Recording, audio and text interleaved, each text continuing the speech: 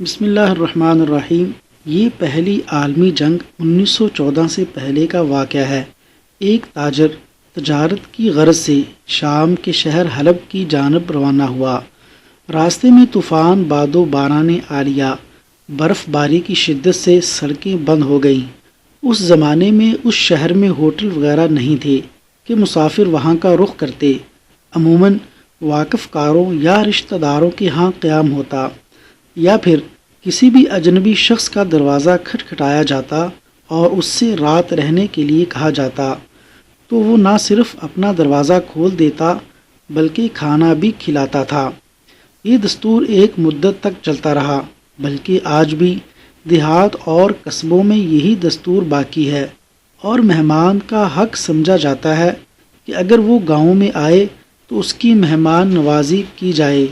اس تاجر نے ایک گھر کے دروازے پر دستک دی۔ گھر والوں نے دروازہ کھولا۔ اس نے بتایا کہ وہ مسافر ہے، رات گزارنا چاہتا ہے۔ گھر والوں نے اسے خوش آمدید کہا، اپنے گھر کے دریچے کھول دیے۔ یہ چھوٹا سا گھر تھا، اس میں میاں بیوی اور ان کا اکلوتا نوجوان بیٹا رہتا تھا۔ دو کمروں میں سے ایک میں ان کا بیٹا اور دوسرے میں اس کے والدین سو جاتے تھے۔ دن کے وقت یہی کمرے کھانے پینے اور بیٹھنے کے لیے استعمال ہوتے تھے۔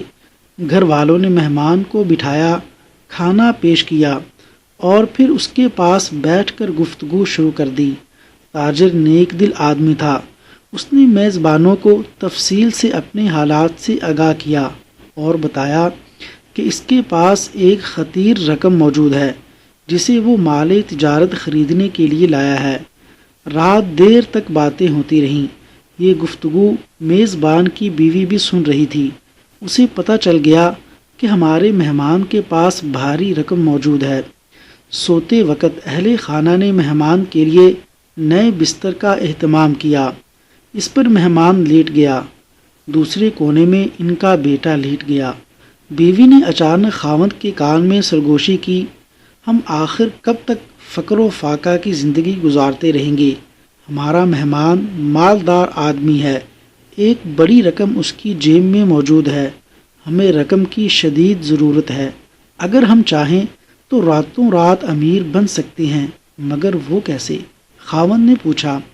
اس وقت ایسا نادر موقع ہے کہ جو کبھی شاید میسر نہ آئے۔ اس کی بیوی نے ورغلایا، آؤ ہم اس مہمان کو قتل کر دیں، جتنا مال اس کے پاس ہے قابو کر لیں اور لاش ٹھکانے لگا دیں۔ اس طوفان باد و باران کے موسم میں کسی کو کچھ پتہ نہ چل سکے گا، کسی کو بھی معلوم نہیں کہ ہمارے گھر میں مہمان موجود ہے۔ رات اندھیری اور سرد ہے، لاش کو ٹھکانے لگانا کوئی مشکل نہیں، ہم راتوں رات بہت مالدار بن جائیں گے۔ اس کا خاوند پہلے تو انکار کرتا رہا کہ مہمان کے ساتھ ایسا ظلم کرنا بڑی وحشیانہ حرکت ہے، مگر اس کی بیوی اس کا حوصلہ بڑھا رہی تھی۔ ادھر شیطان بھی زور لگا رہا تھا، ہم اپنی شدید ضرورت کی وجہ سے ایسا کر رہے ہیں، خون کرنا ہماری خواہش نہیں، مگر بھوک کا علاج تو بہرحال کرنا ہوگا۔ اس کی بیوی اسے اسی طرح کے جھوٹے دلائل سے قائل کرتی رہی۔ بالآخر وہ اس کی باتوں میں آ گیا۔ اب وہ اپنے مہمان کو قتل کرنے اور اس کا مال چھیننے کی پلاننگ کرنے لگا۔ رات آدھی سے زیادہ بیت چکی تھی، سردی کی شدت میں اضافہ ہو رہا تھا، برف باری کا طوفان جاری تھا، اور ادھر میاں بیوی خنجر تیز کر رہے تھے۔ بیوی شوہر کو حوصلہ بھی دیتی جا رہی تھی۔ وہ بالآخر اپنے بیٹے اور مہمان کے کمرے میں داخل ہوا۔ بیوی اس کے پیچھے پیچھے تھی۔ وہ آہستہ آہستہ چلتا ہوا کمرے کے بائیں رخ مڑا، جہاں اس نے اپنے ہاتھوں سے مہمان کے لیے نیا بستر بچھایا تھا۔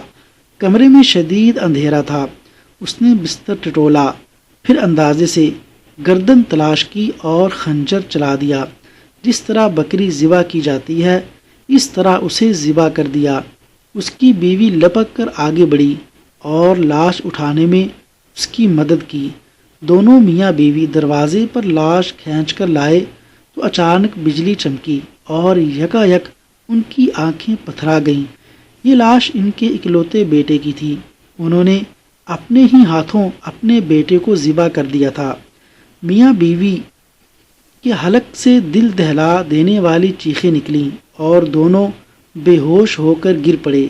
چیخیں سن کر مہمان بھی جاگ اٹھا اور ان کے ہمسائے بھی بھاگے بھاگے آئے۔ انہوں نے ان پر ٹھنڈے پانی کے چھینٹے مارے تو انہیں ہوش آیا۔ پولیس کو اطلاع ملی، وہ فوراً پہنچ گئی۔ تھوڑی سی تفتیش کے بعد پولیس والے اصل حقائق تک پہنچ گئے۔ قصہ یہ ہوا کہ جب رات کو اس کا والد مہمان کو الوداع کہہ کر اپنے کمرے میں چلا گیا تو مہمان اور اس کا بیٹا خاصی دیر تک باتیں کرتے رہے۔ اس دوران اچانک لڑکے پر نیند نے غلبہ پا لیا اور وہ باتیں کرتے کرتے مہمان ہی کے بستر پر سو گیا۔ مہمان نے اسے جگانا مناسب نہ سمجھا۔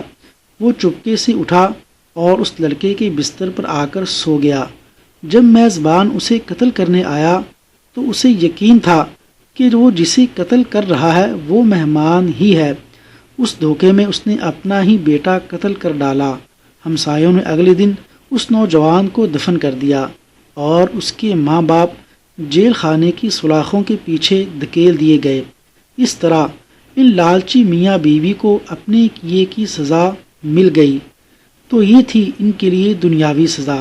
آخرت میں بارگاہ الہی میں جواب دہی کا کٹھن ترین مرحلہ ابھی باقی تھا۔